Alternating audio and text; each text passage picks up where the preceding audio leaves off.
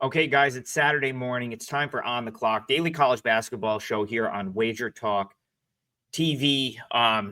There's over 100 games today, so no shortage of stuff to choose from. The totals did well last night. The other stuff did not. St. Peter's won, but Siena couldn't get it done for the parlay. So we're going to get right into it. I still haven't found a better clock. So when you hear the buzzer sound that I downloaded for $1.29 on the App Store, we're going to move on to the next game. 90 seconds on the clock, and I'm going to make little switch. So a couple things I'm going to change here. One, at Wager Talk, I'm pretty much going to post my entire Saturday card. Like that's going to be I think my strategy for this season. So that's up now. And basically, I'm just going to put every single play I make for Saturday on the same package. So if you go and pick that up, you'll get all of my college hoop plays for the day. It's Saturday. There's so many games I add throughout the day. It just makes the most sense to do it like that. And I didn't have time to put a poll up today, so I will give you one of my best bets in that spot. So instead of a viewer's choice play today, at the end, I'll give you a best bet that is a client play.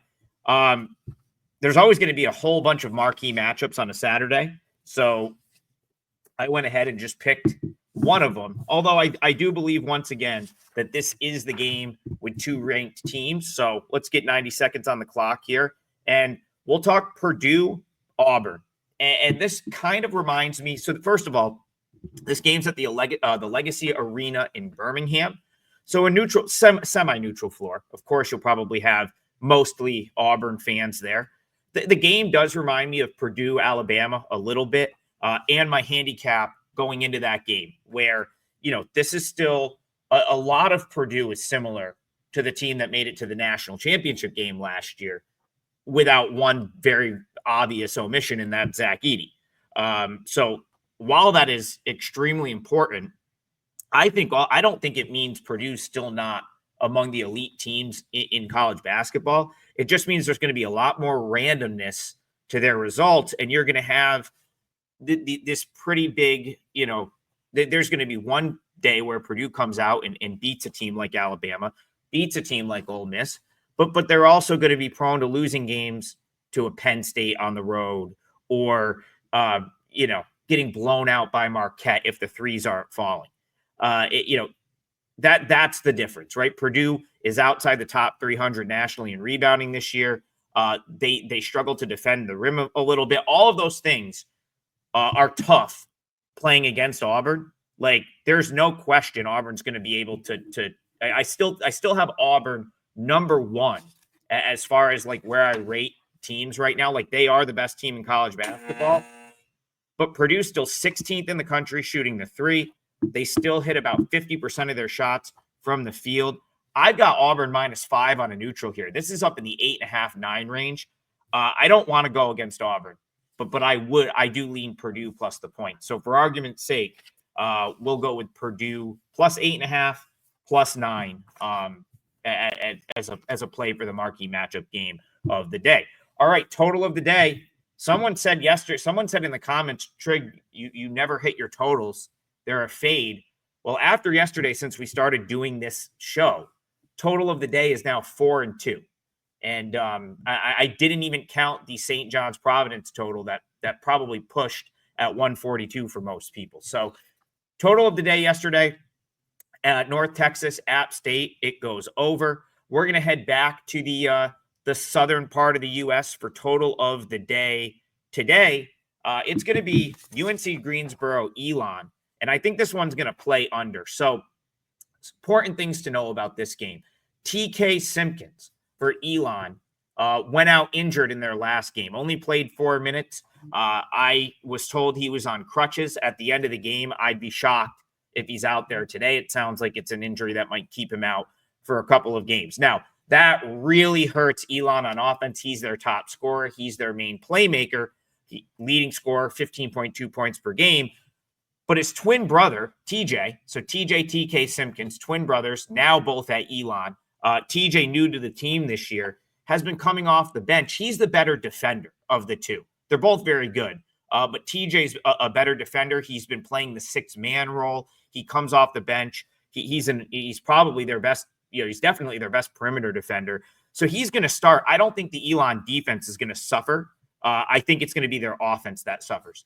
Elon's got a 7'4" center named Matthew Van Komen. They're able to stretch their zone, really defend the rim. I think that really hurts Greensboro, who's not the same shooting team as last year, and who's been without Ronald Polite III. This last year, this was a team that had Mikal Brown-Jones drawing attention on the inside, had the Langley brothers. Donovan Atwell's the one holdover. His three-point shooting percentage is down this year because the looks aren't as clean.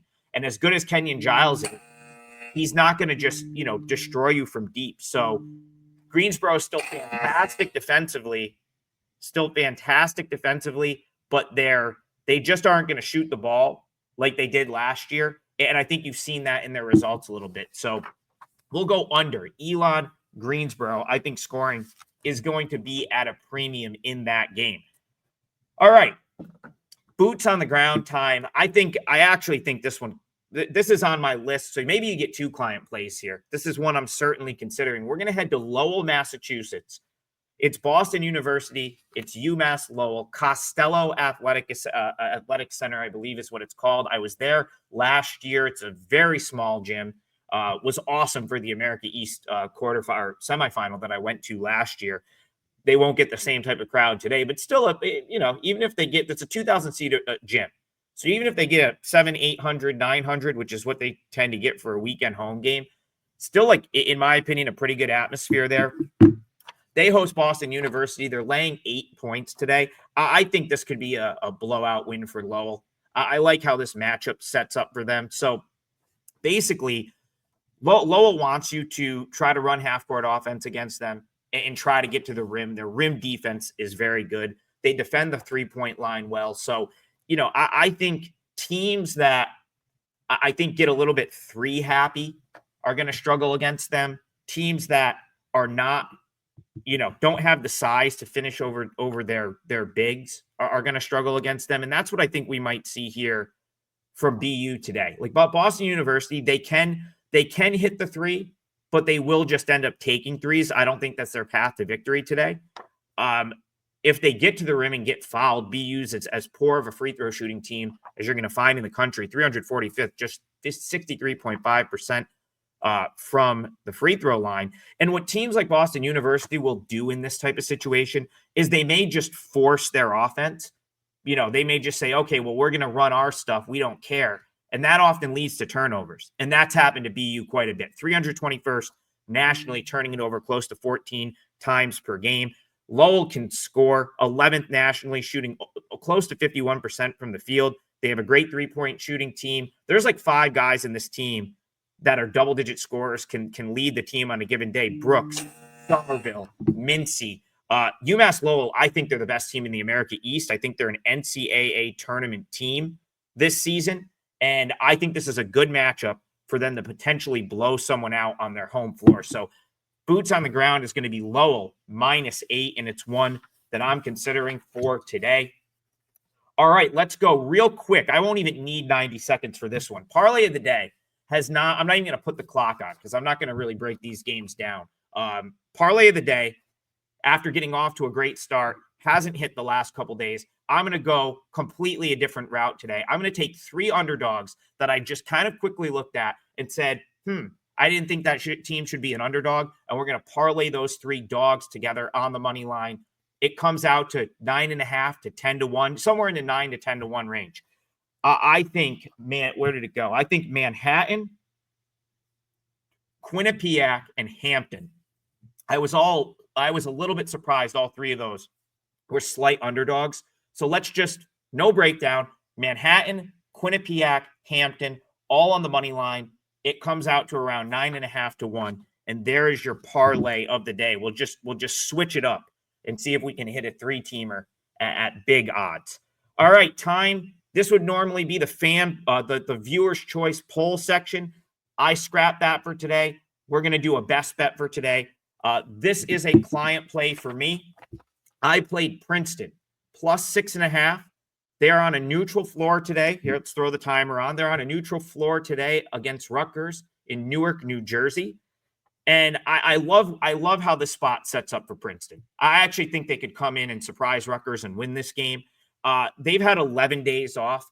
They really needed some time off. This is a Princeton team that scheduled very aggressively. Pretty much every game they've played to this point has been a competitive type game. A lot of good mid-majors on their schedule. They went down to the Carolinas and played in a tournament earlier this year. Went down to Furman. That's another really good mid-major team. Went over to St. Joe's. They've played a lot of road games. So this team really needed 11 days off, which gives them tons of time to prepare for this game, but also get a little bit healthier. And I think that sets up so good for Princeton here. CJ Happy, freshman, who's been their sort of one depth guy, had been hurt, been banged up. He had barely played. So I think, getting him some time off and him back will really help today. But I also just think Rutgers tends to play down in this role. Like if you looked at where Rutgers has really thrived this year, it's the bigger games. It's the Alabamas, home against Penn State, covered against Texas A&M. That's where this Rutgers team has really played well this year. Where they haven't played their best is when they're a big favorite. They didn't cover against St. Peter's. They didn't cover against Monmouth. They lost outright to Kennesaw State. Didn't cover against Merrimack. I just think you have a Rutgers team that has these two star players, Harper and Bailey. The rest of the team is good. It's a quality team, but I think they get up for the big games. I don't know that they're fully focused for some of these lesser opponents. And this is kind of like a potential flat spot, neutral floor, 1 p.m. tip in Newark. I think you're going to get a great game plan. Mitch Henderson's as good of a coach as you're going to find. He's going to have a great game plan. He said 11 days to prepare for this game. And Rutgers, they will give teams the three. And that is exactly what Princeton wants. They're top 30 in the country, three-point shooting. I expect a really good game plan today from Princeton. I think they're going to hit some three balls. And I think the Princeton Tigers are going to be right in this game with a chance to pull the upset. So Princeton plus 6.5 is a 4% client play for me. And that's it. 12 minutes, not too bad for a loaded Saturday slate. If you want all of my plays today, they're over at WagerTalk.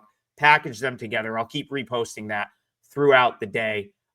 So like and subscribe, please, to the WagerTalk YouTube channel so I can keep doing this show on a daily basis. And for all of my stuff every day, wt.buzz/AT. I hope you all kill it today. Have a great Saturday. I don't know if we're doing one of these tomorrow. If not, we'll be back Monday. Cash all your tickets, and we'll see you guys soon.